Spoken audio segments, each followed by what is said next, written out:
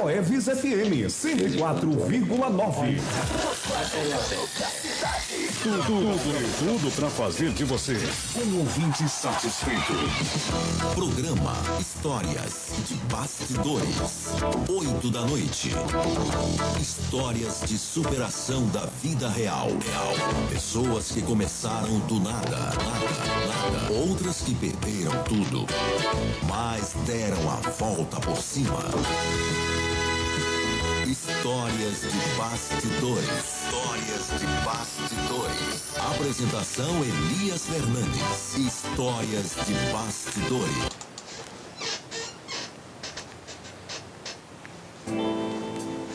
Muito bem, você está ligadinho na 104,9. Hoje, podcast História de Bastidores.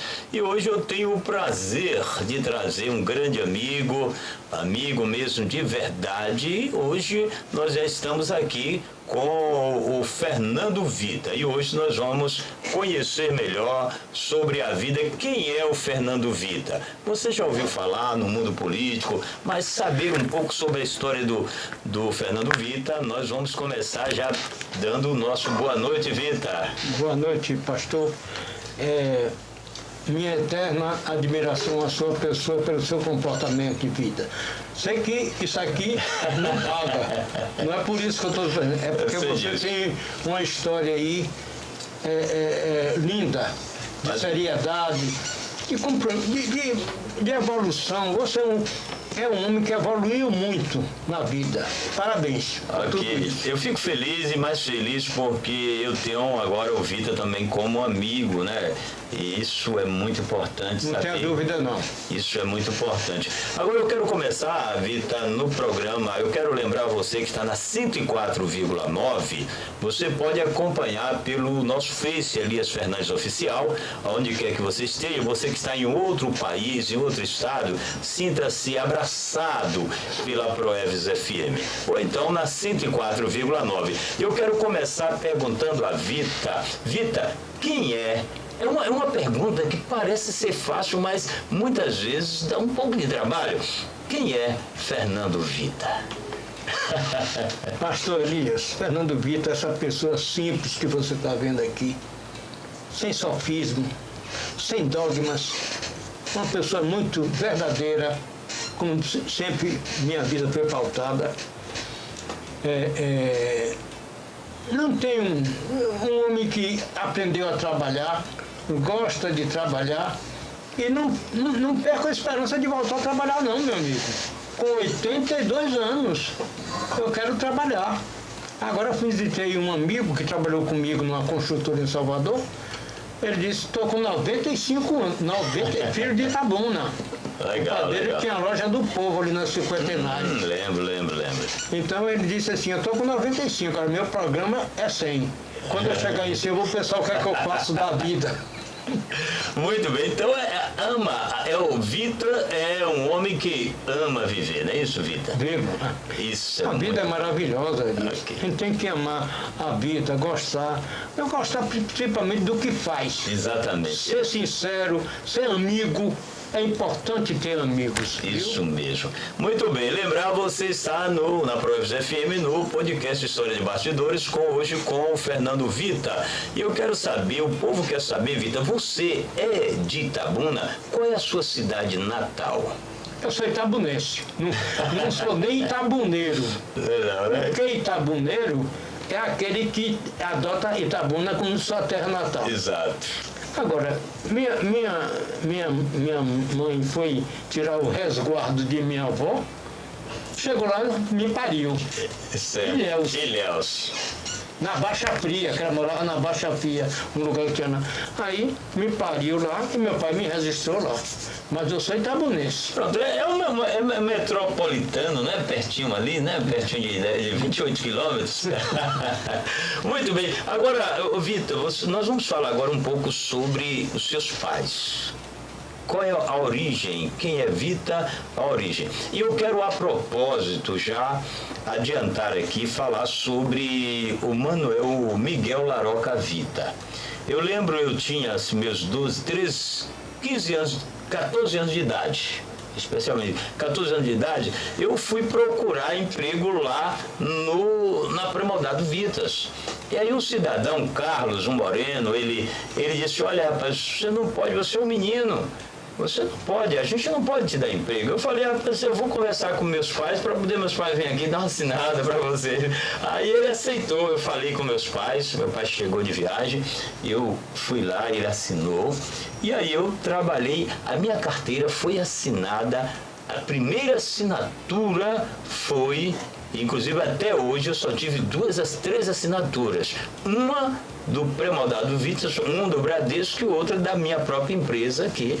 Então, eu tive o prazer de conhecer o teu pai e ser funcionário dele. Isso é uma alegria muito grande. E é claro que eu, como funcionário, né, eu tenho essa alegria de ter conhecido Miguel Laroca Vita. Agora, imagine o próprio filho. Fala um pouco sobre seu pai, sobre a sua família. Meu pai foi um homem maravilhoso, você mesmo conheceu. Quer dizer, eu sou filho de um imigrante italiano que chegou no Brasil em 1913. Depois que houve, houve uma corrida de todos os países do mundo para o Brasil, que era uma grande nação que estava precisando de mão de obra para se desenvolver. Meu pai era um imigrante italiano, ele chegou em 1913 aqui, e em 1923 ele chegou na região Cacaueira, aqui no sul da Bahia, onde permaneceu, criou raízes, criou família. Esse era o cidadão que você conheceu, Miguel Laroca Vita. Quando houve a Segunda Guerra Mundial, os estrangeiros, principalmente os alemães, que moravam lá em cima, perto da central de água, do reservatório de água da cidade lá, naquele prédio que chama Tranca-Rua, ali moravam os alemães, foram agredidos, foram presos, foram espancados. Italianos, outros também foram. Meu pai, pelo comportamento dele, deve ter sido o único que não foi atentado. Ele, o pessoal gostava dele, era uma pessoa especial, meu pai. Muito bem, lembrar, você está ligado na 104,9 no podcast História de Bastidores. Você pode acompanhar pelo o nosso aplicativo Rádio Proeus FM aí pelo Play Store e também pelo nosso Face Elias Fernandes Oficial e também pela 104,9. Hoje nós estamos entrevistando no podcast História de Bastidores um pouco sobre a história do Fernando Vita. Agora, Vita, eu vou voltar um pouquinho. Fernando Vita, seu nome completo é Fernando Vita? Fala pra gente aí. Meu nome é Fernando Gomes Vita. Fernando é o nome que me colocaram, meu prenome. Gomes era da minha família, de minha mãe. E Vita era o sobrenome de meu pai, que meu nome era Laroca Vita. Exato. Mas ele usou como normalmente o nome do pai dele, que era Vita. Ok. Então vamos falar agora sobre irmãos, sobre família, claro, sobre irmão. Quantos irmãos você... Eu tive um irmão homem e uma irmã mulher. O irmão homem faleceu agora, recentemente. Estava com 80 anos, teve problema de coração, problema de AVC, etc, etc. Não resistiu, terminou sendo falecido. Acho que tem um mês que ele faleceu, qualquer coisa dessa aí. E minha irmã continua, uma menina também especial, muito direita. Ela é tesoureira do hospital de base. Várias gestões não tiram ela. Ela é engenheira, não é isso? Sim? Ela é engenheira, sua irmã, não é isso? Não, é administração de empresa. Administração de empresa. Certo. Entendeu? Fez contabilidade também.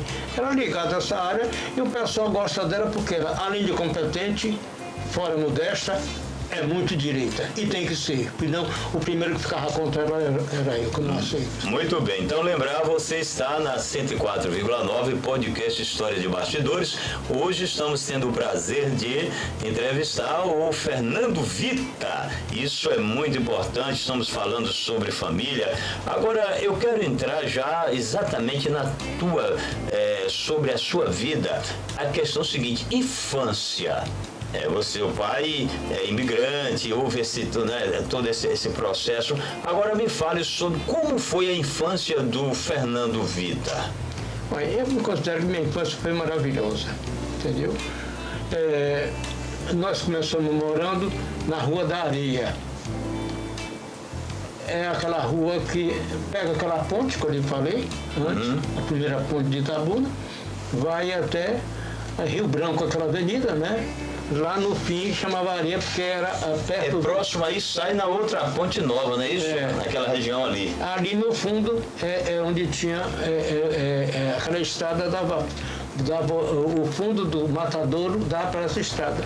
Então eu era menina ali, com 3 anos, comecei ali, dali mudamos para o Alto Marom, de lá fomos para o Pontalzinho, eu já estava mais crescidinho. E de lá, meu pai mudou, foi ser gerente do Cine Itabuna e nós fomos morar no vizinho, assistir cada filme escondido. Interessante, você falou sobre Cine Itabuna e aquela época a cultura era mais valorizada, não é isso? Era. E tinha bons filmes, bons atores, maravilhosos. Aí eu ia dormir, vai dormir, menina, eu ia dormir de pijama. Aí quando eu via, meu pai usava uma música conhecida. Aí eu digo, vai começar o filme aí eu saía correndo, chegava lá na porta, passava direto pelo porteiro, ia ver o filme. Aí, legal. Entendeu? De pijama, quando era terminar, você ia correndo e ia para casa. Agora, e dali nós mudamos quando meu pai se associou na fábrica de pré-moldados Vitas, que era de Bruni, outro italiano, Bruni. Certo. Aí meu pai se associou a ele, aí nós fomos morar na Rua Barbosa, lá no fim. Agora, vamos analisar aqui a infância, e nós estamos falando da infância, vamos falar agora da adolescência, que eu acredito que, pelo que eu percebo, está inserido aí. Mas você que está ligadinho conosco, lembrar que está aqui conosco o Fernando Vita, no História de Bastidores. Já sabemos que ele, sobre seus pais, imigrantes, né, sobre toda a sua vida, a sua infância, sobre sua relação com Ilhéus e Itabuna, e agora nós já estamos falando sobre a sua adolescência. A adolescência mudou alguma coisa em relação à sua infância e adolescência, ou foi exatamente uma rotina? Como foi assim? Foi uma sequência da infância para a adolescência. Gostava muito de cinema.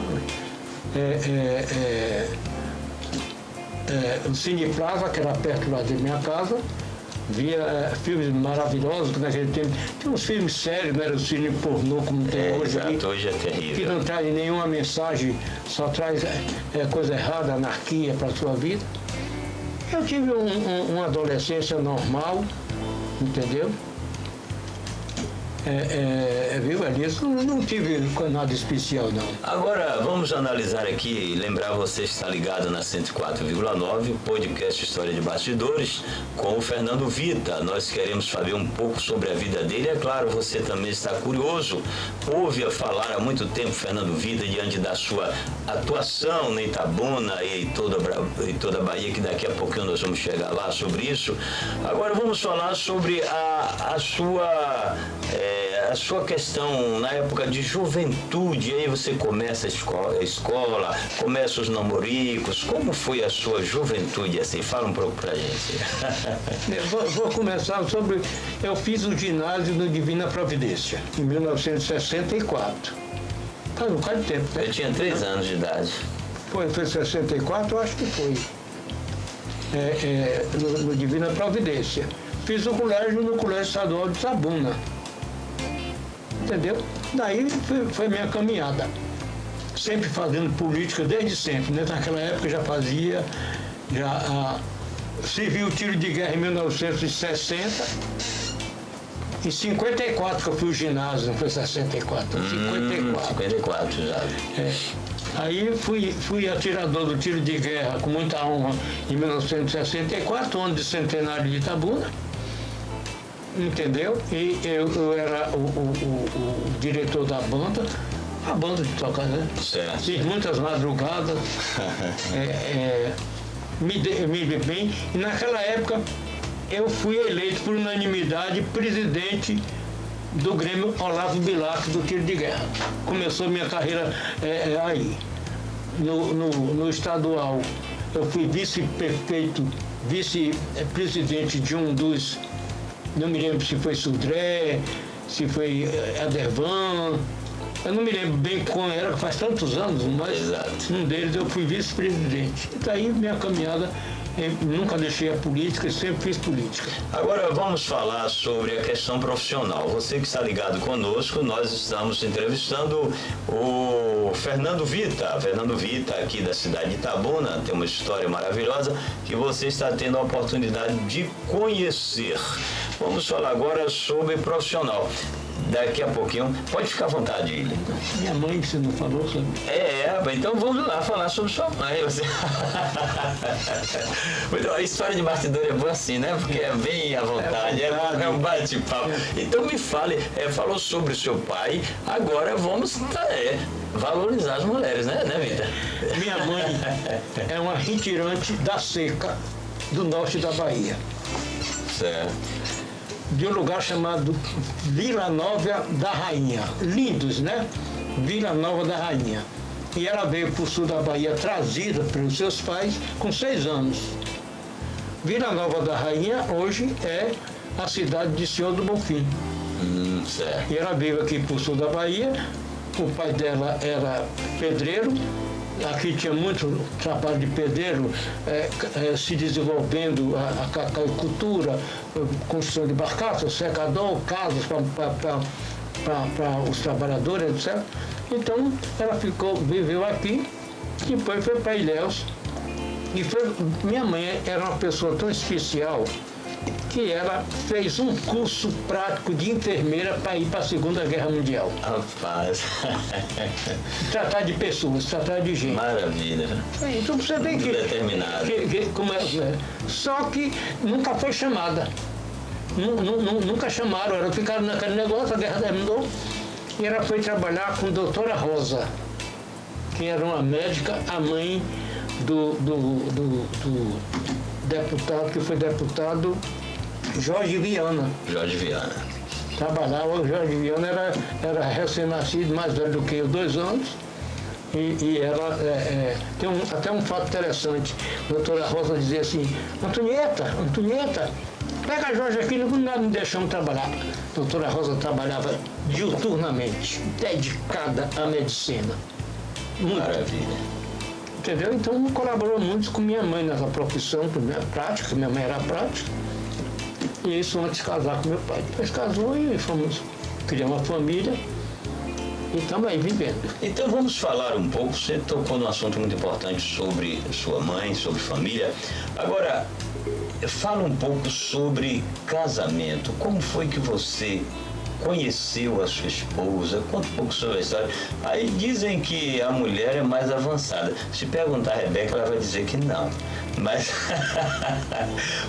naquela época, eu não sei se era o homem que tomava atitude ou era a mulher. Como foi que você conquistou a sua esposa? Fala pra gente. Eu vou falar um pouquinho antes. Eu tinha uns amigos em Camacan, que eram colegas aqui do curso de colégio, e me chamaram para passar umas férias lá com eles. E nós voltamos da fazenda deles, que era no município no interior. Eu vinha dirigindo um jipe e parei num posto dentro de Camacan, que era para abastecer. Aí veio uma garotinha, a partir de 12 anos, para pegar a mangueira para botar, e não tinha energia durante o dia, e Milton Tatila, que era um trabalhador, virava a bomba manualmente para produzir. Aí eu peguei, dei a chave para ela abriu o negócio. Quando eu fui saindo, ela tá séria, a carinha bonitinha. Aí eu peguei no canto e disse, que menina linda. E entrei, fui lá assinar a nota com a mãe dela. E aí foi o primeiro contato. Fora disso, legal, né? aí já encontrei ela moça em Itabuna. O pai dela fez uma casa em Itabuna para eles virem estudar em Itabuna, né? Fazer ginásio, esse negócio. E uma vez eu perguntei a um amigo, trabalhava até com meu pai, quem é aquela menina ali, bonita ali? Rapaz, é uma menina daí, tá morando ali e tal. Aí ela passou na minha porta assim, eu olhei e disse, rapaz, que menina ali. E aí foi o primeiro contato, aí começamos a namorar. Aí em Salvador, quando fomos para Salvador, continuamos namorando e tal. E nos casamos no dia 25 de dezembro de 72. Maravilha, maravilha. Não, 71 parece. 25 de dezembro. Aí tem quantos anos isso? História, né? É. Maravilha, maravilha. Vivemos bem relativamente, como todo casal, depois chega a determinada idade de começar a enrosgar em alguma coisa. Mas estou vindo aí, vivo, firme e sou. Não fui dando risada, não. A secretária ali está dando risada. Essa secretária é uma benção que Deus nos deu. Então, olha, você está ouvindo aí agora um pouco também sobre a história aí da vida amorosa do Vita. Aqui a gente puxa tudo, né, Vita? Até a vida amorosa o povo quer saber, né? Minha vida é aberta, não tenho... Isso é maravilhoso. Isso é maravilhoso. E, inclusive, o que nós estamos trazendo aqui é a história mesmo das pessoas, isso é coisa maravilhosa. Agora, Vita, a questão profissional. Você hoje é um arquiteto e tem eu diria, sem sombra de dúvida, que a gente vai chegar daqui a pouquinho sobre as obras que você já fez nessa Bahia. Mas eu quero saber o seguinte, o que motivou a Vita a escolher a profissão que você vai falar agora? A primeira coisa, a gente pensa sempre em engenharia. Engenharia. Mas aí eu disse, não, Itabuna não é um lugar ainda para engenheiro. Naquela data, na década de 60, não era... Poucas construções aí. Aí eu disse assim, eu vou fazer arquitetura para poder ter bom gosto para fazer melhores casas, que as casas aqui até mal projetadas. Não se preocupavam muito. Tem hoje prédio que a luz não entra a luz, entra a doença. Porque não é um arquiteto que fez, que tem... Então aí foi que me... Mas eu tive sorte na vida, muita sorte com minha profissão. Graças a Deus. Muito bem, então você hoje é um arquiteto. Sou arquiteto.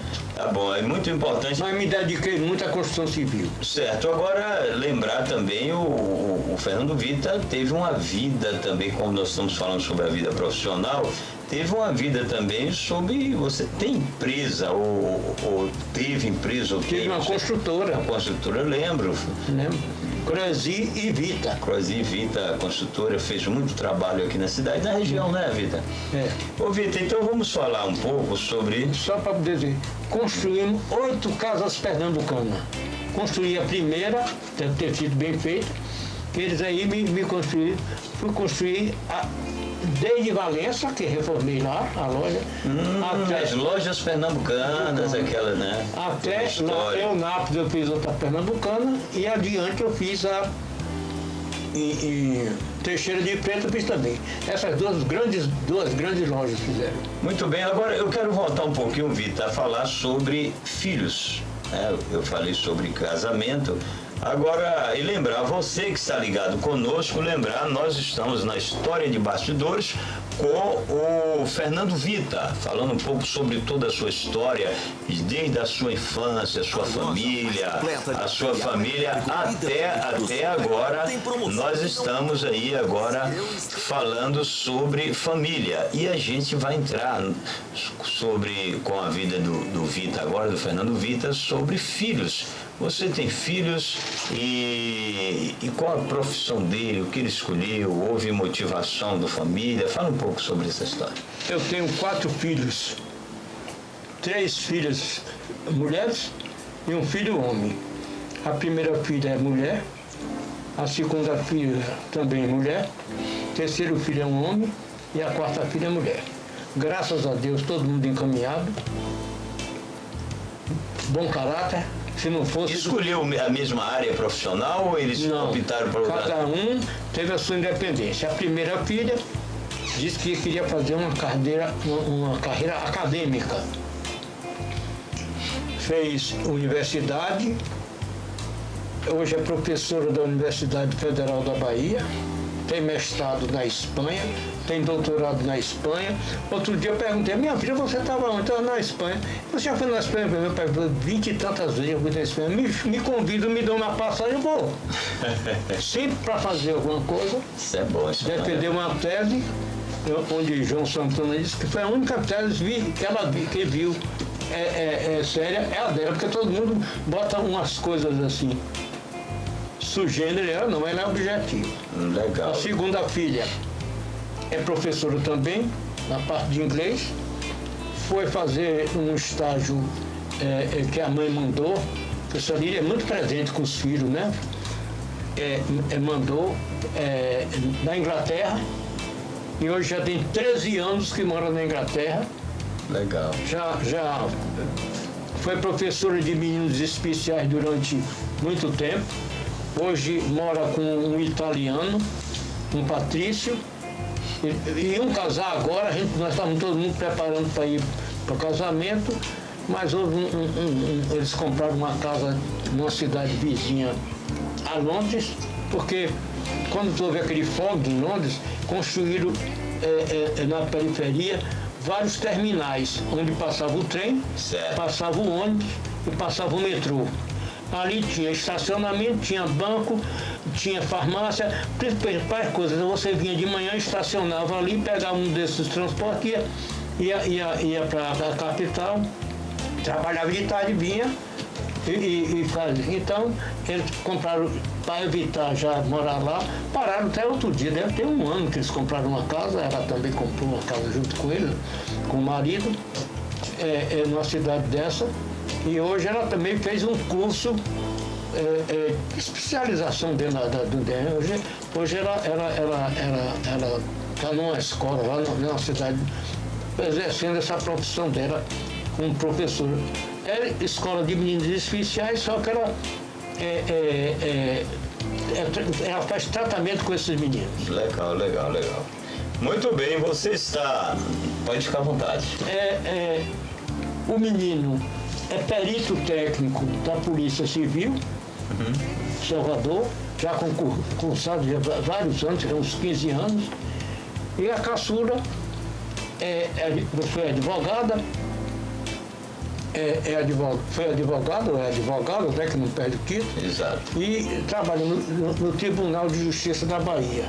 E o juiz fez uma seleção e trouxe ela aqui como assessor dele aqui em Itabuna. Maravilha. Então, são todos encaminhados, todos.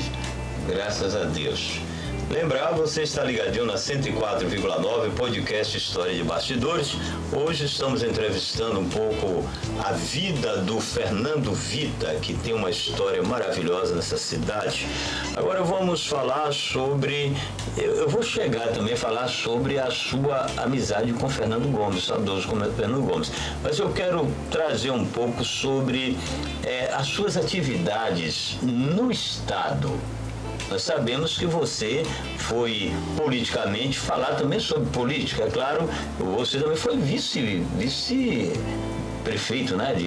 Então, da última gestão do Fernando. Exatamente. Então vamos falar primeiro sobre... Você trabalhou para o Estado e eu vou te dar bastante espaço para você falar um pouco, que eu acredito que tem uma história maravilhosa nesse estado chamado Bahia. Aí, através de muitos políticos, você teve a oportunidade de ajudar muitas cidades. Fala pra gente aí sobre a sua atuação profissional e política no estado. Vou voltar um pouco. Fica à vontade, fica à Voltar vontade. um pouco aí, porque quando eu estava estudando ainda, ia completar o último, eu tive o privilégio de poucos, naquela época, eu estudei arquitetura, de trabalhar numa grande empresa. Eu trabalhei na maior empresa e na melhor empresa de construção civil da Bahia, a construtora Norberto Odebrecht, que não era essa que foi maculada aí, não, que os filhos fizeram essa merda. Ele, doutor Norberto, era um empresário mais sério. Eu tive esse privilégio de trabalhar, que era contratado pela obra como auxiliar técnico. Ok. Fizemos um conjunto habitacional, eu como auxiliar técnico, e fui convidado para poder, se eu queria permanecer na empresa. Era uma oportunidade que poucos tiveram profissionais e muitos quiseram. Aí eu fui trabalhar, completei 4 anos, deixei, e por questão de saúde eu tive que voltar, problema familiar eu tive que voltar, não minha, mas meu pai, eu tive que voltar aqui para poder tomar conta da fábrica que você trabalhou, que teve a sua primeira, com muita honra nossa, teve a primeira carteira assinada por meu pai. Maravilha. Isso nos dá uma honra e uma alegria muito grande de você fazer parte também da nossa vida. Muito bem, eu fico muito feliz com isso. E agora você pode falar um pouco sobre outras obras que você fez aqui no estado, não é isso? No pessoal da... Aí deixa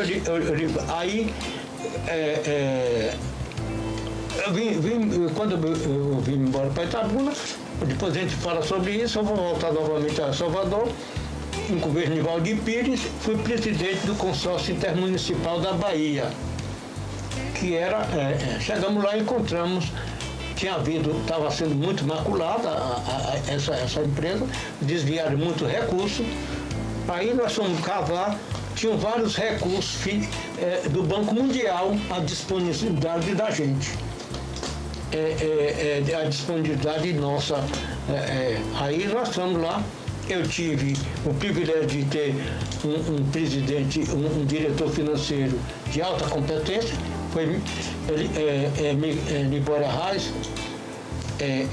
Aí pegamos, fomos no Banco Mundial, no Rio de Janeiro, e fomos lá. A doutora Lúcia Brindeira até nos tratou mal.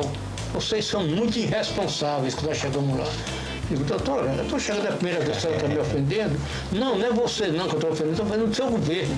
Nós estamos pagando juro de recursos que vocês contrataram e não usaram, está aí. Tem aí, já sabia que já tinha mandado pesquisar, uma infinidade de recursos só liberar. Não, só libera quando as obras estiverem prontas. Eu digo, que obra estiver pronta? Então agora mesmo tem um recurso liberado para fazer 3 trechos entre a estrada de lá de Piauí e cá onde tem aquele São João, Ibicuí. Que ali foi um projeto da CEPLAC, que fazia o projeto para atender a região produtora de leite. Faltavam 3 trechos para fazer. Eram 3 trechos, parece que eram 3 ou 4. Aí ela disse, não, só libera o dinheiro quando estiver pronto. Depois aí eu pensei, olhei para os 2 fiscais de engenheiro que acompanhavam a obra, olhei para ele assim, para dar firmeza, disse, pode liberar o dinheiro que a obra está pronta. Meus fiscais vão ver lá, pode ir, deu um prazinho para ir lá que ele vai chegar e encontrar a obra pronta. Corremos, fomos atrás, ela ali, quando saímos, ele depositou dinheiro na conta porque estava um problema sério.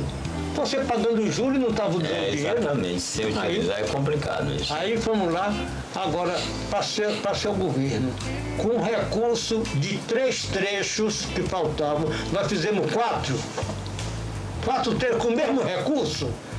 É só não roubar que o dinheiro sobra. Agora, interessante, Vita, lembrar, nós estamos entrevistando o Fernando Vita, falando um pouco sobre a sua história, e nós estamos falando agora sobre obra do Estado. A gente percebe que hoje as pessoas trabalham mais com aditivos. Enquanto você, com o dinheiro que tinha, fez mais do que estava previsto, hoje não. Hoje a roubalheira é tão grande que eles pedem aditivo para gastar mais dinheiro do Estado, não é isso? Infelizmente, né? Exatamente. Infelizmente. Mas a gente faz nossa parte com a consciência tranquila e faz. Aí, daí tocamos o pau, tinha recurso para sempre para produção agrícola. Tinha um leite, tinha café lá em Conquista, em outra cidade lá mais perto. Tinha Jabaquara, que era hortifrutigranjeira, a região também, fizemos estrada lá. E fomos fazendo, completamos, gastamos recursos dentro daquilo que era possível gastar e fizemos a obra. Recuperamos o consórcio rodoviário, que começamos, chegamos, tinham 700 funcionários. No meu gabinete de presidente do consórcio tinham 8 opalas, daquele de alto luxo, 8 opalas. Imagine como devia ser uma farra ali. Exatamente. Por isso que o dinheiro sobrou. Começou assim, só em economia de motorista e de gasolina nesses 8 opalas no meu gabinete. Primeira coisa que eu fiz é botar um desses carros para pegar os meus diretores. Então, um desses carros era para poder atender os diretores, não era para o presidente, não. O presidente precisava trabalhar, precisava realizar as coisas. Que coisa maravilhosa. Lembrar, você está ligado na 104,9 no nosso podcast História de Bastidores. Hoje estamos batendo aquele papo maravilhoso com Fernando Vita, e conhecedor, coisa maravilhosa, da cidade de Itabuna. Agora vamos entrar na cidade de Itabuna. Primeiro, Vita, você foi política, vamos falar sobre política, sobre a cidade de Itabuna, porque elas se completam, né? Então, vamos falar primeiro sobre... Você já foi presidente de partido em Itabuna? Fala um pouco pra gente. O PMDB me parece que mais de 2 vezes eu fui presidente. Trouxe Valdir Pires naquela oportunidade várias vezes para poder nos atualizar aqui. Agora, naquele tempo, a gente, aquele auditório lá da Amélia Amado, a gente enchia, que saía... Maria Alice, evidentemente, ajudava muito nisso, que ela era uma pessoa que convocava as pessoas e ela sabia... Sempre foi atuante. A Maria Alice tem uma história maravilhosa. Então, eu preciso trazer ela aqui depois, viu? É importante que traga. É importante, exato. Viu? Ela é uma pessoa que tem muita história para contar. Tem, exato, viu? Eu sei disso. Então, o MDB era atuante aqui, eu fui presidente, ela também foi presidente algumas vezes. Exato.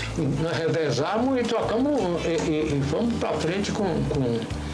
Também no Estado, além do consórcio, quando o Valdir renunciou, que saiu, Nilo que ele me convocou para fazer parte. Eu fui para a URBS trabalhar com ele. Legal. Ele me chamou para... Perguntou se eu queria continuar no consórcio. Eu digo não, que eu tinha... Lembrar que a URBS é aquela instituição, o departamento que fazia casas, não é isso? Casas populares. Ela está agora sendo liquidada, tem um liquidante lá, porque também houve muita coisa errada lá. Então, naquela oportunidade, nós fizemos vários projetos e fizemos um projeto para Itabuna de 500 casas. A empresa veio, que naquele tempo quem realizava eram as empresas particulares. Compraram o terreno, fizeram o projeto e eu caí na besteira de aceitar o grupo que queria, fui ser candidato a deputado federal. Nem fui eleito, porque não me deram o apoio devido.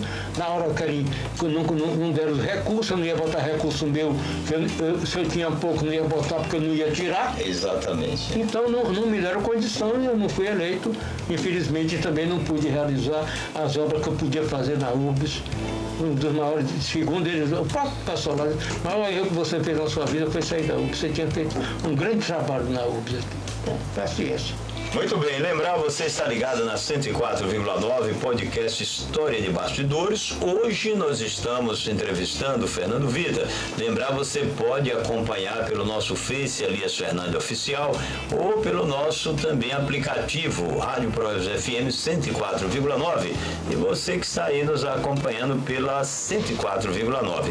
Vamos agora falar, Vita, o que foi que motivou? Eu quero primeiro voltar um pouco à história do nosso saudoso Fernando Gomes. Não tem como olhar para a Vita e não lembrar também do nosso saudoso Fernando Gomes.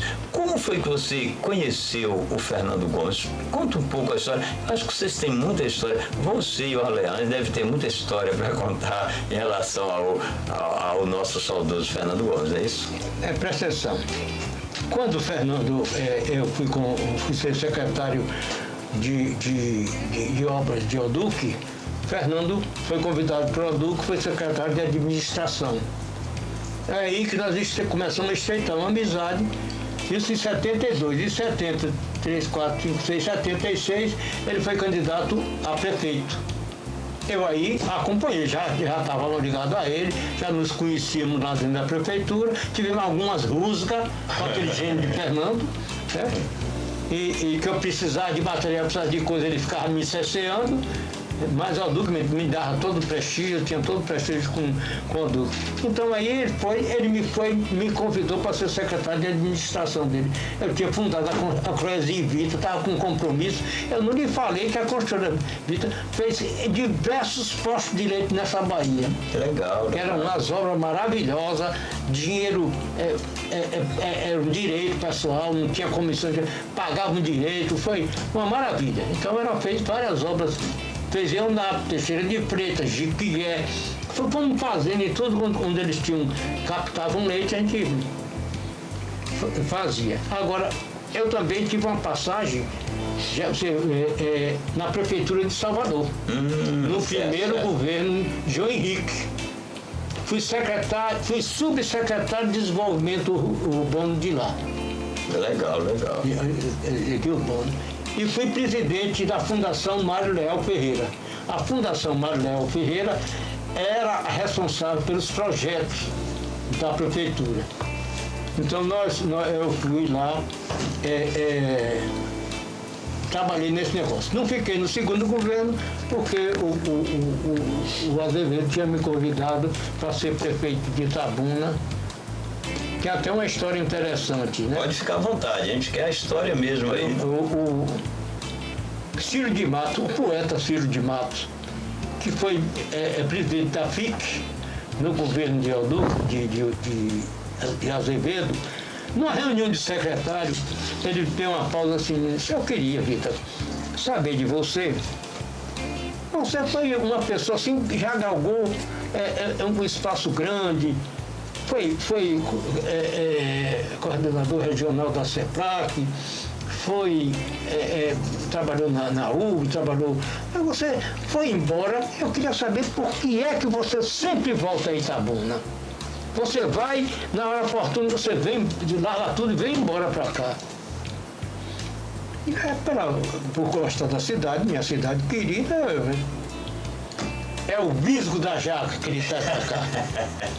O Visgo, que a gente chama Papajaca, né? Papajaca, exato. Ele tinha até razão, viu?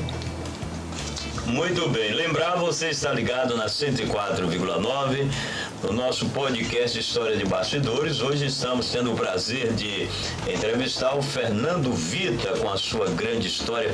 E aí o Vita já falou também sobre o Fernando Gomes, né? O ex-prefeito, o saudoso Fernando Gomes, como conheceu. Agora, a proposta para ser vice-prefeito, o que motivou você?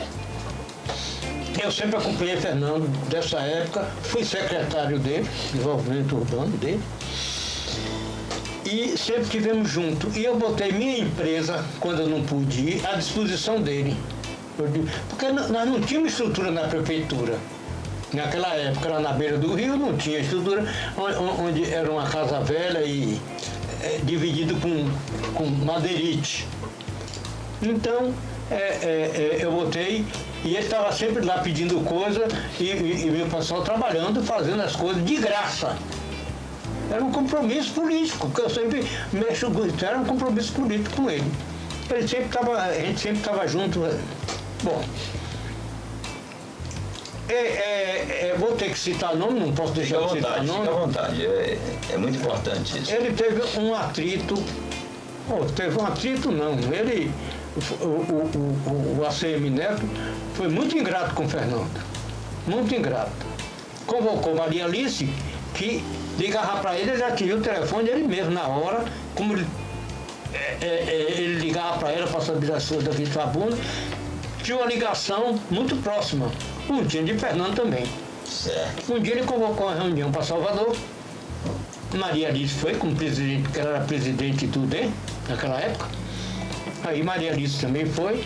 Quando chegou lá, ficaram na sala de espera, e depois chegou um emissário lá do ACM Neto e disse: Fernando, o governador está lhe chamando aí, o será o prefeito, enfim, era o presidente lá, está chamando aí.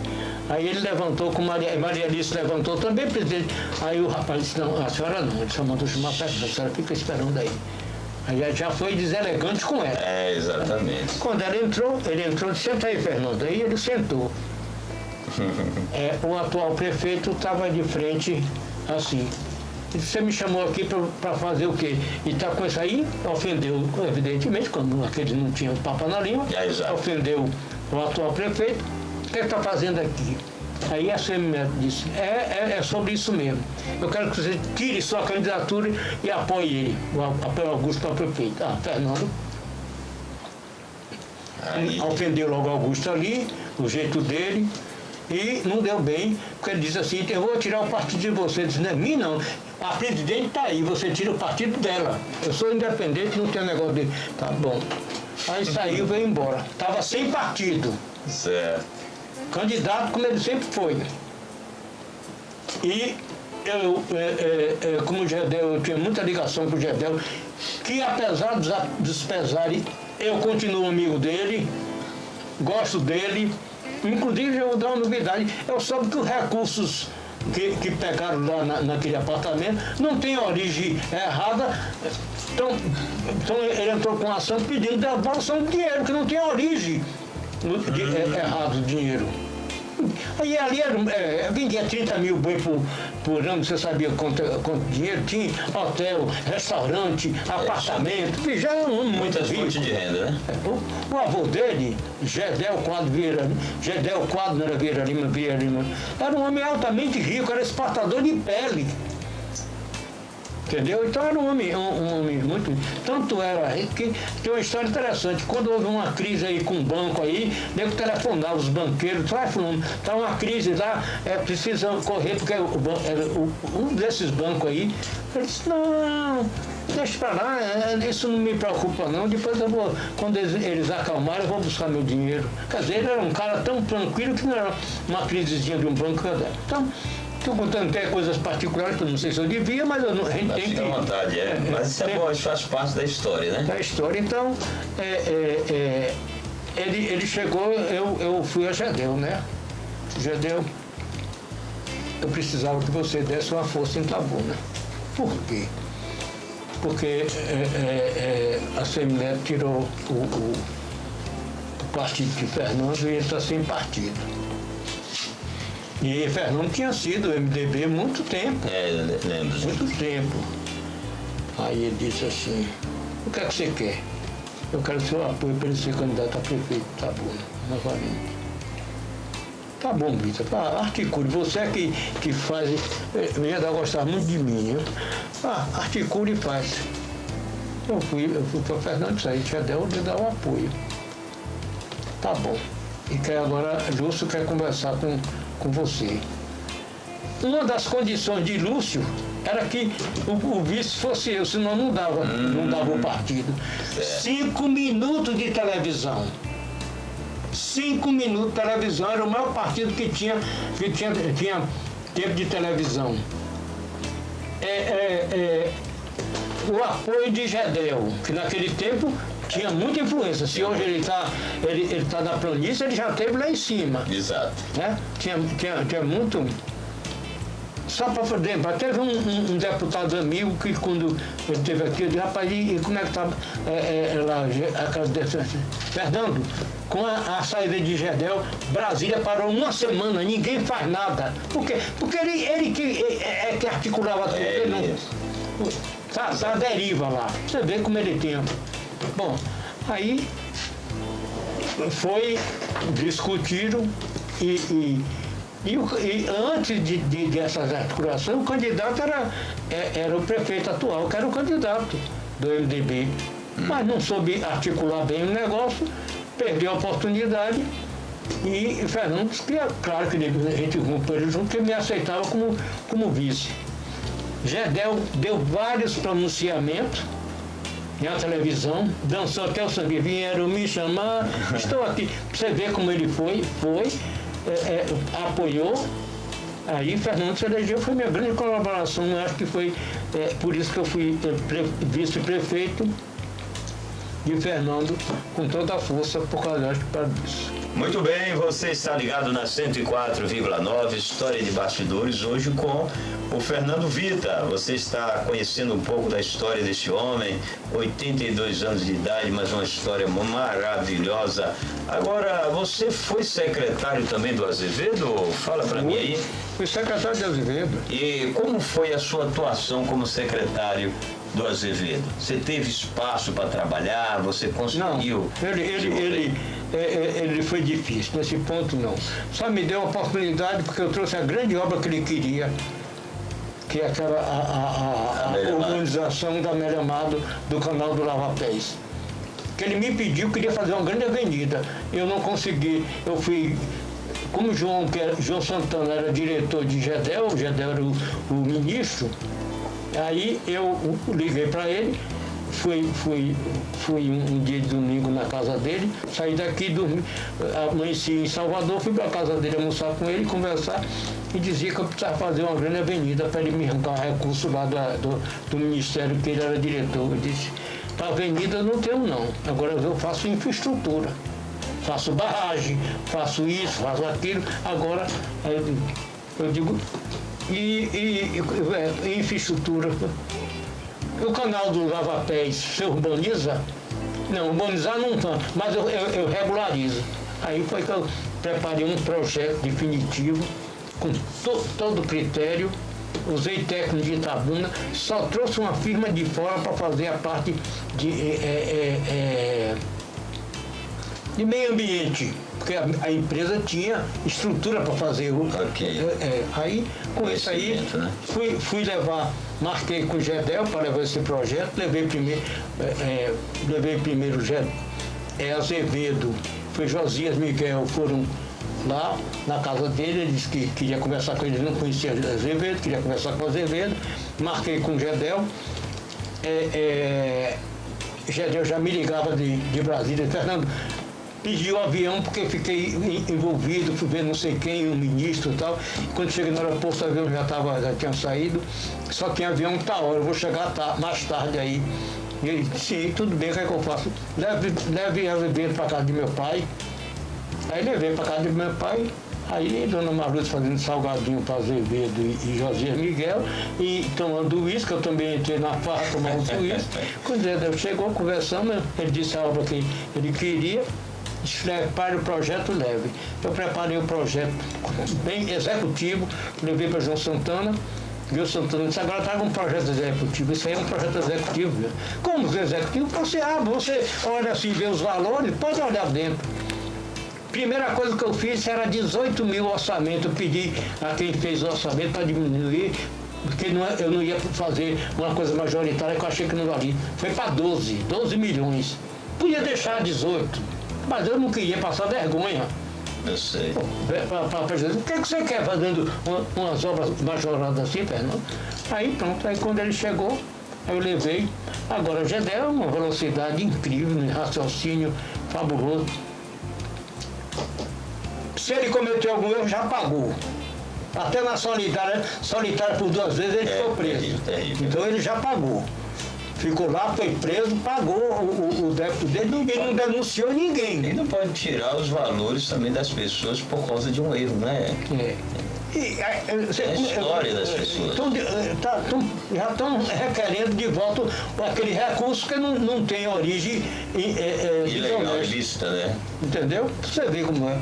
Então, chegou, levou, foi 48, 72 horas quando eu voltei. Porque eu também levei uma fase de... Peguei aquilo tudo cheio, pontazinho, levei, botei as fotografias daquilo ali. Aí foi passando como emergência. Aí caiu, como emergência, caiu logo aí. Legal. O dinheiro estava na conta com 72 horas. Uma velocidade aí, mas pronto. Aí tocamos o pau, fomos fazendo. Não deixamos desviar um tostão.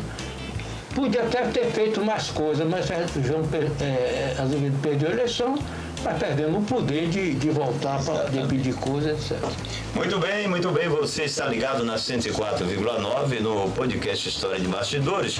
Agora, nós já estamos quase no final dessa programação maravilhosa, sabendo um pouco, conhecendo um pouco da vida do Fernando Vita.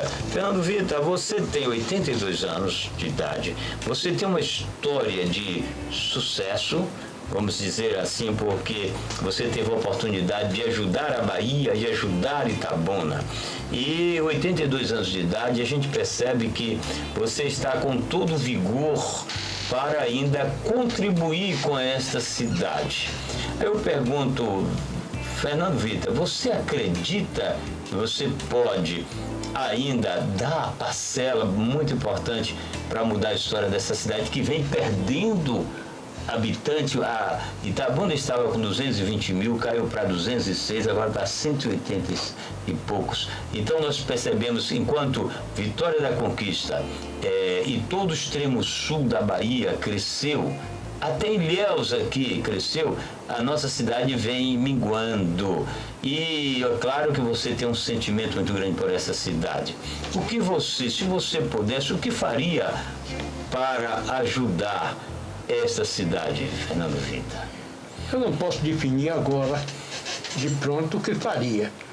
Itabuna é carente de tanta coisa. Exato. A primeira coisa que tem que fazer é um planejamento.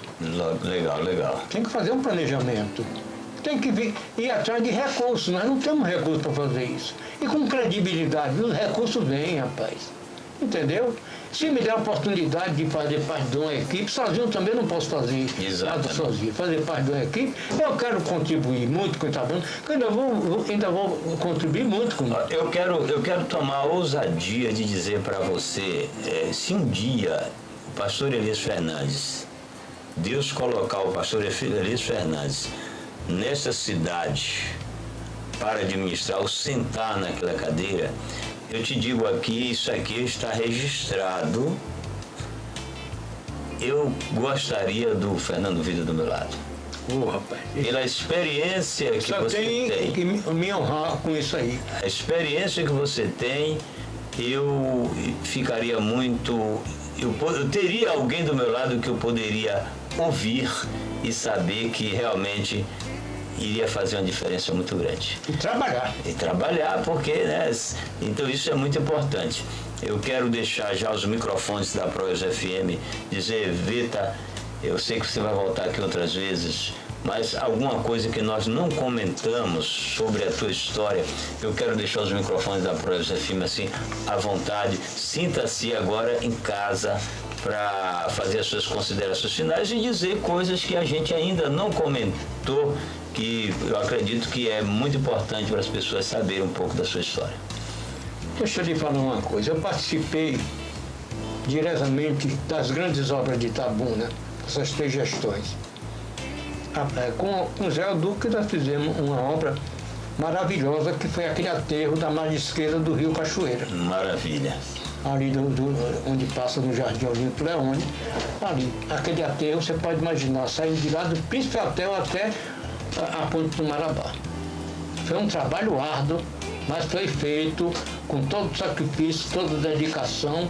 E também o pessoal se empenhava muito também. O Duque foi uma grande liderança, o pessoal, pela seriedade que ele conduzia as coisas. Então, fizemos isso e urbanizamos, pavimentamos e até hoje não cedeu. Você vê que está lá. Drenamos direitinho, fizemos toda a obra bem drenada. Fizemos também na Viaduque, pavimentamos a paralelepípedo, toda a Avenida Itajuípe, até o posto lá no fim. Pavimentamos e duplicamos a Avenida Princesa Isabel até o hoje DENIT, antigo, instalações do DNER. E não foi mais porque faltou paralelepípedo na região, não tinha paralelepípedo. E fizemos toda a avenida ali da Juraci Maria até a Praça da Califórnia, toda de blocrete, que eu montei a fábrica dentro dessa área do aterro para fazer ali, eu usei para poder pavimentar. Diminuir custo também, né? Sim. Diminuir custos também, né? E fizemos, quer dizer, dentro dessas obras, Fiz a viaduque, o canal do Lava Pés, que eu acho que foi uma grande obra maravilhosa. Depois urbanizamos as laterais, com o próprio recurso que se fez no meio, recompomos todos os aterros, dos lados que foi cavado, porque sempre você cava mais, a terra mais, e urbanizamos, pavimentamos, fizemos a urbanização, porque cobrimos o que foi possível cobrir o canal, até a Avenida Cinquentenário, quando sobe ali. Dali para lá, a dimensão, a água fluiu tranquilamente, nunca teve problema. Era até desnecessário querer cobrir ali. Podia cobrir por uma questão de higiene, mas não. Então eu acho que eu participei dessa. E de Fernando, sempre junto dele, fizemos todas essas obras que o Fernando tinha. Eu também, quando eu fui secretário, eu estava sempre fazendo com ele. Várias obras, só um exemplo, uma duplicação da ponte do São Caetano. Existe, Vitor, uma coisa interessante. Como você está sabendo, você que está ligado conosco, que é a história de bastidores, nós estamos falando um pouco sobre a história de Vitor, que também se confunde com a história de Itabuna. Você que era muito próximo do Fernando Gomes, qual alguns sonhos por Itabuna que o Fernando Gomes não teve tempo de solucionar?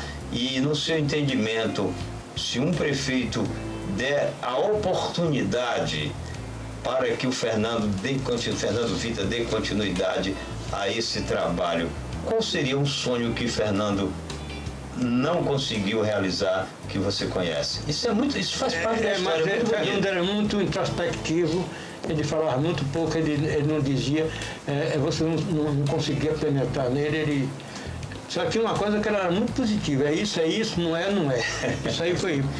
Até hoje a gente encontra pessoas que dizem assim, eu eduquei minhas filhas, porque Fernando, eu pedi para fazer, ele me cedeu um lugarzinho para fazer um bar, que era proibido, ele me deu, foi ali que eu criei minha família, eduquei minhas 3 filhas. A mesma coisa o motorista de táxi, foi pedir um alvará a ele, ele disse, quando eu me eleger, eu vou lhe chamar, você venha cá. Antes do cara vir, ele já tinha mandado chamar, disse, vá que seu alvará vai estar liberado. Que era num bairro desse, só tinha um táxi lá, ele botou 2. Gerou emprego, né? Gerou emprego para alguém. Gerou emprego e ele continuou. Ele é uma pessoa que, no dia que o Fernando estava no velório dele, chegou uma moça lá, quem me contou foi o filho que disse que estava lá, e chorando, né? Ficou ali embaixo, que o caixão estava em cima do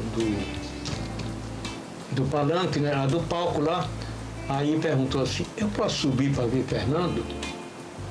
Aí o filho que estava lá, não sei se foi Sérgio, falou, pode subir. Ele olhou chorando, olhou para ele. Você era muito amigo de Fernando Gomes? Eu não conhecia pessoalmente Fernando Gomes. Você está chorando por quê? A casa que eu tenho foi ele que me deu.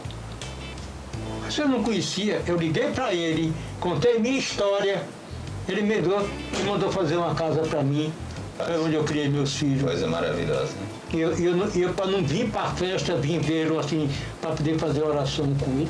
Então várias pessoas faziam. Fernando foi é muito inteligente, muito hábil e é positivo. Sim, não foi isso que... E uma das coisas, Vitor, lembrar você que está ligado na Projeto FM, nós estamos entrevistando no podcast História de Bastidores o Fernando Vitor. Eu tive conversando com o Fernando aí, eu acredito, alguns 90 dias, enfim, antes da sua morte, e eu via nele a preocupação, ele já estava com alguns projetos de crescimento dessa cidade, para crescer mais, abrir uma rodovia, que sairia lá perto do lado de Ferradas, enfim, essa região toda entrava ali pelo hospital de base, uma região ali que ele tinha um sonho muito grande de ver essa cidade crescer.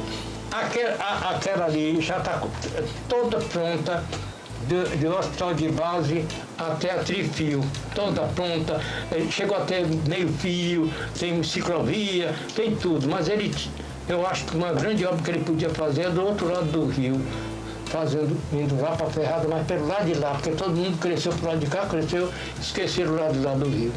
Legal. Agora, Vita, eu sempre falo também aqui no final do São Caetano, eu um dia, sendo prefeito dessa cidade, eu iria emendar essa cidade até Guararema, que pelo final de ano de São Caetano abriria loteamento para que essa cidade, como nós temos aí em média de 60 e poucos quilômetros quadrados, nossa cidade é pequena, ela está ali no meio e várias cidades. Você vai para um lado, tem Ilhéus, o outro tem Itajuí, o outro tem Guararema, o outro tem Itapé. Então nós estamos no meio aqui e nós precisamos fazer algo para que essa cidade possa crescer.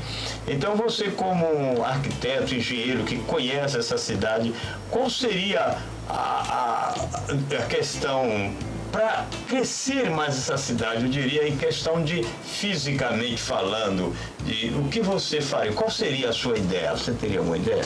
A primeira coisa que nós temos que fazer é trazer indústria. Hoje eu falei pela manhã no Conversa Franca sobre a questão da indústria, que nossa cidade é uma cidade que não tem agricultura nem pecuária, nós somos comércio e precisa de indústria. Comércio e serviço, né? É serviço. Agora é educação, são bem valorizados em educação, em serviço. Agora precisamos de indústria para poder dar emprego a esse povo. A indústria, ela tem um diferencial muito interessante, que a indústria só vai aonde existe água bastante. E nós temos, embora não chega até a cidade, mas nós temos uma das maiores, eu diria, barragens, né, da região. Como não chega até a cidade? A água que está sendo abastecida de Pernambuco é a água da barragem de Itapé. Mas e essa barragem nova? Quem fez aquilo foi um engenheiro chamado Olavo, um projeto. Certo. Inteligente. Ele perenizou o rio Cachoeira. A água sai da barragem e vem até Ferradas, onde é captada. Fernando deixou pronto a adutora até lá em cima e o misturador. No dia que chegou, eu era secretário do Basque de Azevedo, foi quando viabilizei a compra dos motores. Legal. A empresa que era a OS que tinha ganho para fazer a instalação dos motores, etc. Mas subempreitou para alguém, o rapaz disse, eu não tenho recurso para fazer não, só se você me der o dinheiro. Eu der o dinheiro não. Traga a nota fiscal que eu mando pagar a empresa que vender, você só faz instalar. Ele está fechado, trouxe a nota fiscal da empresa que vendia o negócio. Eu autorizei, dei quem ele recebeu o dinheiro, mandei depositar o dinheiro na conta da empresa, ele instalou e a água é captada ali em Ferradas. Legal. E perenizou o rio Cachoeira. Muito inteligente aquela barragem. Só tem um defeito, que não tem comportas para controlar a cheia. É esse que é o perigo, né? Não tem composta. E não é barato para fazer, não, que você tem que fazer outra barragem no Rio Salgado, em outro rio, novas indenizações, alagar coisas, áreas que são essas áreas são muito produtivas, não vale a pena. É isso mesmo. Muito bem, você ouviu aí o podcast História de Bastidores com o nosso amigo, nosso irmão, o Fernando Vita. Tudo sobre a sua vida. Eu acredito que ele em outros momentos vai voltar. Eu não quero agora ficar muito distante do Vita, porque eu sei que ele tem muito. Eu amo essa cidade.